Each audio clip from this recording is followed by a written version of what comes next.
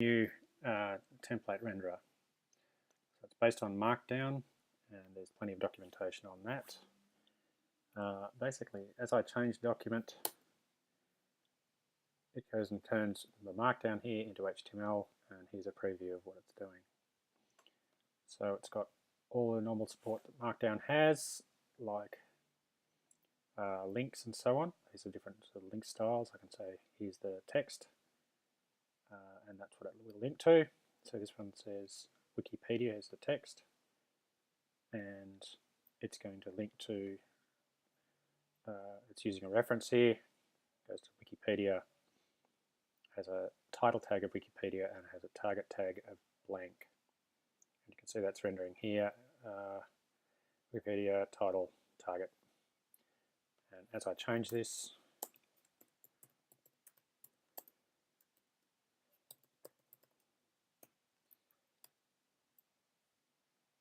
it should be changing the markup and re-rendering it down here. So it supports all the normal styles. It supports the bullets as per the usual Markdown. Move that reference.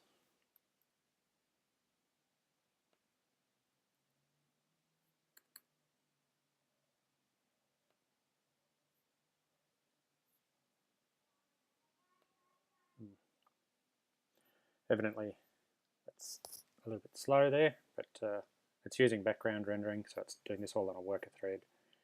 And you can see it's got image support, so here's images, same sort of thing, but images use an exclamation point at the start. Effectively, they work the same way as a link, and it just embeds the images in. I can add in things like the width and those sort of things, and they are applied as properties on the image tag as it's rendered. And that's a new thing that's not part of standard Markdown. Interactions are available. For instance, I've said put this iframe in with this code and make it that high. So here it is. That's code that's been imported from somewhere else. There's another one just using a reference style. Here I've said import. So I've used question mark and then import, which is a command. Import this Markdown file. And here it is. It's brought it in, it's reformatted it and everything like that. And there we go. And it says that's now imported, so that's the end of it there. So it looks like the document, it's all part of the same document. Layout elements, we've got tabs. So to make these tabs, you just use this sort of format. And that's what it does. You can see this one's used an import statement as well to bring in this test file. So let's brought that into the tabs. It's a bit hard to see, we don't have very much layout yet. Here's a columns test. So first, second, third, fourth, fifth column. I can just add as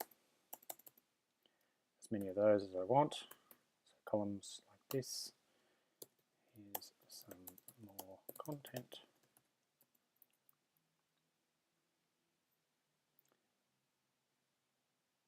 And I seem to have killed it.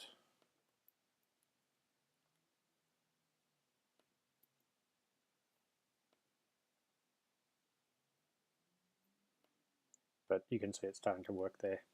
It's quite a bit, it's pretty slow at the moment. Don't know why.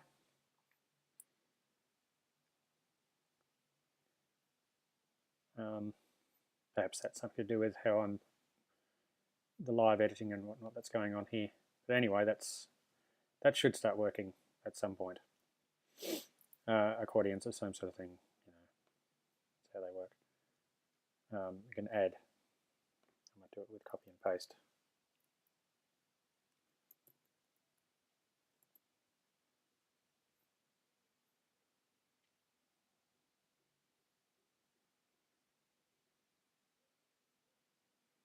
And it's gotten that wrong, so I don't know. Anyway, there's obviously some bugs going on here. It's got table support, so you can see it's rendering this basic table just using this layout here, and different markups like this one is code, and it renders it as JavaScript, for instance. This would normally color, but I haven't worked out how to do that. And it's basically it. So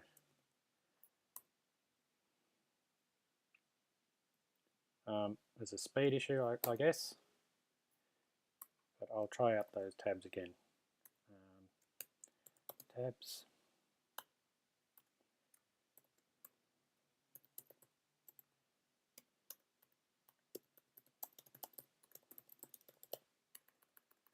Content.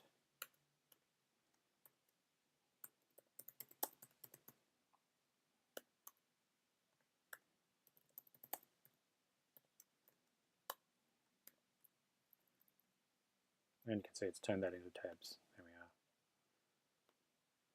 So that's pretty easy. That's the proof of concept working.